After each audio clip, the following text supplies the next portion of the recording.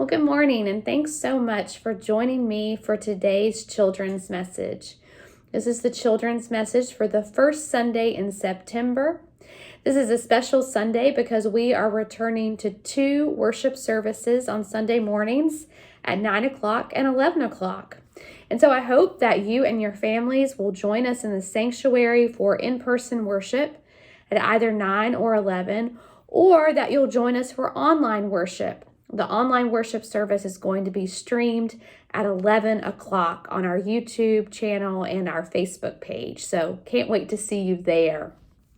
Well, behind me this morning is a rock wall, and we've used this wall a couple of other times in worship at Christ Lutheran, but I brought it out again to use it for today's children's message because I want us to think about the walls that we build and create in the world that have a purpose, and the walls that we sometimes kind of create in our minds that separate and divide us from one another. Well, you know that walls are important. You have walls in your homes that separate, say, your bedroom from your sibling's bedroom, or a bedroom from a bathroom, or a living room from a kitchen. So walls can separate and define important spaces so that we know what space is for what purpose. That's a good use of a wall. There are big, giant walls that have been built over the course of history. One of the walls that I think of is the Great Wall of China. And if you haven't seen pictures of that wall, you should Google some images for the Great Wall of China later today. That wall, it was built thousands of years ago by emperors who wanted to claim the land that we call today China as their own, and they wanted to make sure that the northern territories were safe and protected. So those are some physical walls and the purpose for them.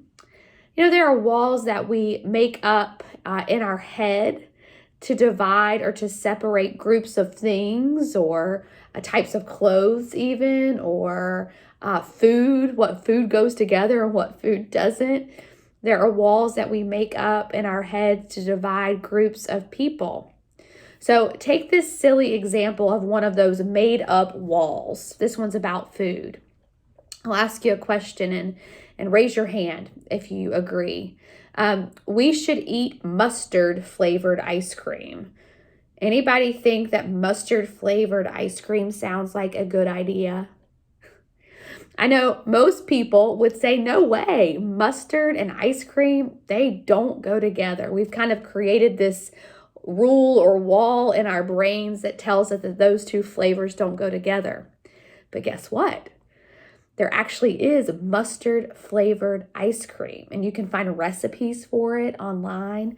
And I think Pastor Lou might be interested in trying mustard flavored ice cream if he hasn't already. So here's another example, this time not from the world of food, not from the culinary world, but from, let's go to the fashion world this time, in case anyone out there who's listening enjoys fashion. What about polka dots and stripes? Should we put polka dot prints and stripe prints together in an outfit? It's kind of, we're right. Some of you might be saying yes, some might be saying no. Well, when I was a teenager, and probably when some of your parents and grandparents were, there was this wall, this really clear rule that you never wore polka dots and stripes together. But guess what? Now in the world of fashion, some of the biggest designers out there are creating beautiful outfits that have polka dots and stripes together. So the wall that for so many years, decades even, kept polka dots away from stripes is now being torn down so that outfits with both polka dots and stripes can be together. When I was in school, I remember like in middle school, there was this crazy, silly rule that those of us who played sports weren't supposed to sit with the students who were in the band or in the drama club. And that was just a made-up rule that the students had made, and it created a wall between athletes and those who were playing instruments in the school band. But it was really, really silly because so many of the band students and so many of the athletes were actually involved in both of those activities. Sometimes the rules that we make up in our head, the walls that we build between groups of people or food groups or fashion rules, they can be really silly and they can prevent us from experiencing something really great and really wonderful. Well, all this talk about the rules that we make up to divide or to separate different groups of people or different things, I'm sharing that with you because today in our Bible story, we're going to meet a mom. So there's this woman and she's a mother and she's so worried about her little girl because her little girl is very sick. She's so uncomfortable. And this mom knows that Jesus is coming to town and she believes that Jesus can make her daughter all better. But there are some walls in the story that have to be torn down in order for Jesus to make the little girl all better. So what you need to know in order to understand this Bible story, especially if you come to big church later when you're listening to the gospel reading and to the sermon, here are 4 things that will help you understand that story a bit better. The first is a reminder about who Jesus is. We know that Jesus is the true God and also true human. So Jesus is really God, but he was also a man. And he happened to be a Jewish man. That was his religion. He was a Jewish person. And not only was he a Jewish man, he was actually a teacher of the Jewish faith. He was a rabbi. So he had an important profession within the Jewish faith as a rabbi. Now, the mom that I was telling you about, she was not a Jewish person. And she was also a woman, which kind of really set her apart back in Jesus' day. Because there was this wall between men and women during Jesus' lifetime. And there was also a wall between people who were Jewish and people who were not Jewish. And there was a really big wall between people who were not Jewish and women and people who were Jewish rabbis. So the 4th thing to know is that Jesus and this mother were not supposed to talk with each other because there was a great big wall between them because Jesus was man, this mom was a woman, because Jesus was Jewish and this mom was not Jewish. Jesus was a rabbi. And this woman was a Syrophoenician Gentile woman. So there was a big wall separating Jesus and the mom that was creating a problem. It was going to be really hard for Jesus to be able to help this mom because of that wall that had been created. Well, this mom, she knew about those rules, but she was desperate. And so she begged Jesus for his help. And at first, Jesus remembered the wall. He remembered the rule that was separating him as a Jewish rabbi from helping and assisting this Gentile mother. Well, that rule that was like a wall between them did come crumbling down. Because even though Jesus at first said that he was here to help the Jewish people and not the Gentile people, this woman kept begging Jesus.